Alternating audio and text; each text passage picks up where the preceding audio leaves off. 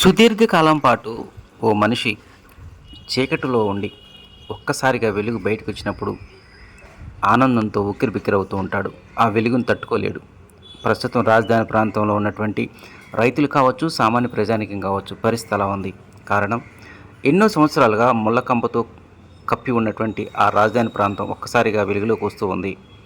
రాష్ట్ర ప్రభుత్వం ఎంతో ప్రతిష్టాత్మకంగా అమరావతి నిర్మాణ పనులు చేపట్టడం, దానిలో భాగంగా ముందుగా ముళ్ళకంపను తొలగించాలనేటువంటి ఆలోచనతో 29 గ్రామాల్లోని దాదాపు 25 ఎకరాల్లో పెరిగిపోయినటువంటి ముళ్ళకంపను తొలగించే కార్యక్రమాన్ని ఈ నెల 7వ తేదీ నుంచి రాష్ట్ర పురపాలక శాఖ మంత్రి నారాయణ గారు ప్రారంభించారు.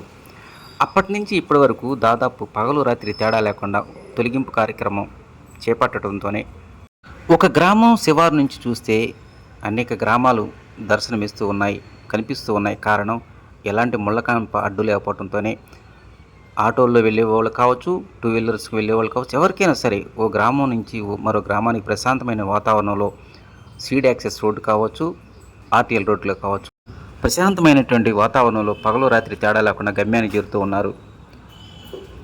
రాజధానిలోని 29 గ్రామాల్లో ఉన్నటువంటి ముళ్ళకంపను తొలగించడానికి రాష్ట్ర ప్రభుత్వం మొత్తం 100 డివిజన్లుగా డివైడ్ చేసింది. ఎవరు కేటాయించినటువంటి వర్క్ను వాళ్ళు పగలు రాత్రి తేడా లేకుండా చేసుకుపోవడంతో ఇప్పటికే కంప తొలగింపు కార్యక్రమం ఓ కొలిక్కి వచ్చినట్టు అధికారులు భావిస్తూ ఉన్నారు. నెల రోజుల్లో ఈ కార్యక్రమం పూర్తి చేయాలని రాష్ట్ర ప్రభుత్వం ఇప్పటికే కాంట్రాక్టులకు ఆదేశాలు జారీ చేసింది.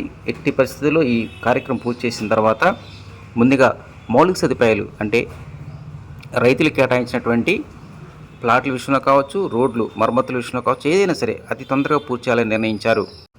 రాజధాని నగర ప్రాంతంలో నవ నగరాల పేరుతో నిర్మాణాలు జరగనున్నాయి.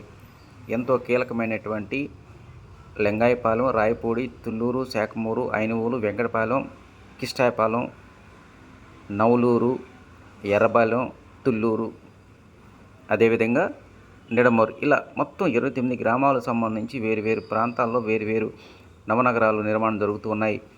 వాటికి సంబంధించినటువంటి పనులు పూర్తి అవ్వాలన్నా ముందుగా ఆ నగరాల్లో గతంలో వేసినటువంటి రోడ్డు మరమ్మతు పనులు చాలా కీలకంగా మారనున్నది. గ్రిడ్ విధానం ద్వారా నార్త్, సౌత్, అదేవిధంగా ఈస్ట్, వెస్ట్ పేరుతో రోడ్డు నిర్మాణాలకు సంబంధించినటువంటి పనులు ఇప్పటికే ఓ కొలికొచ్చాయి. ముళ్ళకంప తొలగింపడంతోనే ఆ రోడ్లకు సంబంధించినటువంటి సైన్ బోర్డులు వెలుగులోకి వస్తూ ఉన్నాయి.